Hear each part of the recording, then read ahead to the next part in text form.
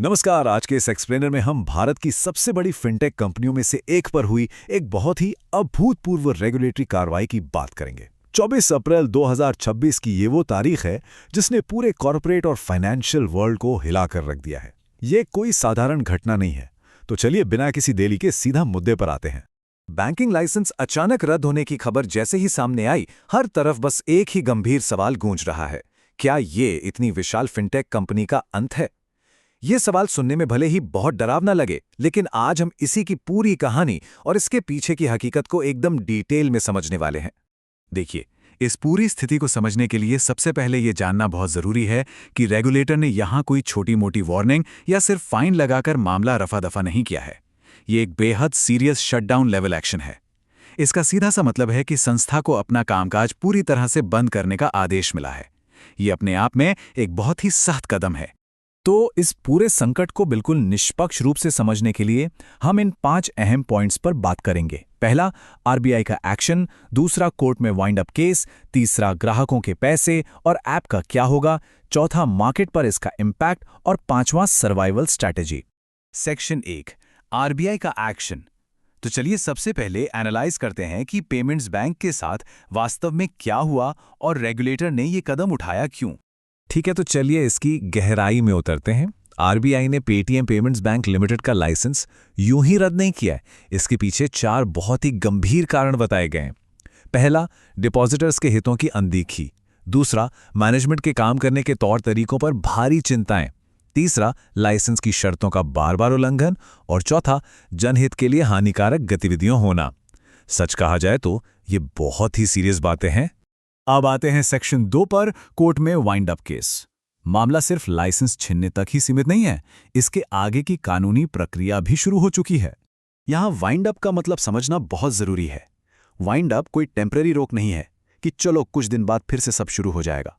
बिल्कुल नहीं।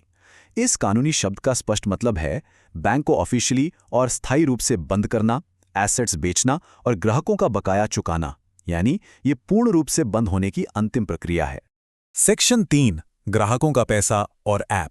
अब यहां गौर करने वाली बात यह है क्योंकि मार्केट में फैक्ट्स और अफवाहें दोनों बहुत तेजी से फैल रही हैं।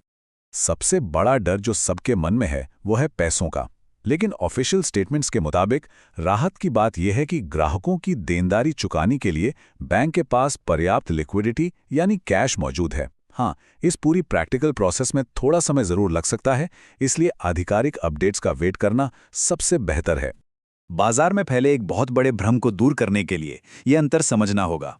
पेटीएम पेमेंट्स बैंक एक बिल्कुल अलग एंटिटी है और जो मेन पेटीएम ऐप है उसे 197 कम्युनिकेशंस नाम की एक अलग लिस्टेड कंपनी चलाती हैं।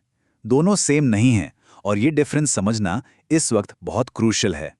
और इसी अंतर की वजह से रिपोर्ट्स बताती हैं कि कुछ ज़रूरी सेवाएं आराम से काम करती रहेंगी, जैसे कि पेटीएम ऐप का सामान्य कामकाज, आम यूपीआई पेमेंट्स और दुकानों पर लगे हुए वो मर्चेंट क्यूआर कोड्स। यानी बैंक बंद होने के बावजूद इन कोर सेवाओं का संचालन जारी रहेगा।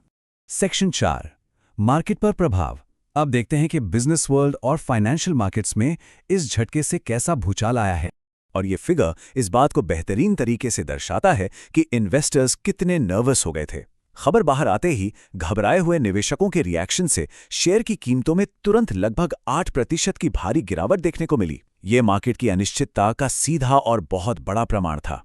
लेकिन सच कहा जाए तो शेयर गिरना तो सिर्फ एक हिस्सा है, असली नुकसान कहीं ज्यादा गहरा है। फिनटेक की दुनिया में सबसे कीमती चीज होती है भरोसा, और उसी भरोसे को सबसे तगड़ा झटका लगा है। कंपनी की रेगुलेटरी इमेज खराब हो गई है, इन्वेस्टर्स डरे हुए हैं और फ्यूचर के बैंकिंग प्लान्स अब लगभग नामुमकिन लग रहे हैं। और जाहिर सी बात है, इसका सीधा फायदा मार्केट में मौजूद कॉम्पिटिटर्स को बिना मेहनत किए मिल रहा है। हमारा अंतिम सेक्शन, सेक्शन 5, सर्वाइवल स्ट्रैटेजी। इतने बड़े ब्रांड का भविष्य अब किस दिशा में जाएगा और आगे का रास्ता क्या है? यहां कॉर्पोरेट स्ट्रैटेजी में एक बहुत बड़ा 180 डिग्री का शिफ्ट देखने को मिल रहा है। जो कंपनी कुछ दिन पहले तक सिर्फ ग्रोथ, एक्सपेंशन और नए मार्केट्स कैप्चर करने के ग्रोथ मोड में थी, उसे अब अपना सब कुछ छोड़कर पूरी ऊर्जा सर्वाइवल मोड यानी किसी भी तरह से बाजार में टिके रहने पर लगानी होगी। इस भारी संकट से बाहर निकलने के लिए कंपनी को 3 बहुत ही साफ रणनीतिक रास्तों पर चलना होगा। नंबर 1, अपने कोर बिजनेस यानी यूपीआई और मर्चेंट पेमेंट्स को बचा कर रखना। नंबर 2, ग्राहकों के उस टूटे हुए भरोसे को वापस जीतना। और नंबर 3, रेगुलेटर्स के साथ अपने बिगड़े हुए रिश्तों को सुधार कर एक स्वच्छ छवि पेश करना। और इसी के साथ हम एक बहुत ही गहरे और बड़े सवाल पर आकर खड़े हो जाते हैं। दांव पर सच में बहुत कुछ लगा है। क्या इतनी बड़ी कंपनी अपने खुद के बैंक के बिना बाजार की इस भयंकर प्रतिस्पर्धा में सरवाइव कर पाएगी? या फिर यह घटना भारत की फिनटेक हिस्ट्री का सबसे बड़ा टर्निंग पॉइंट साबित होने वाली है?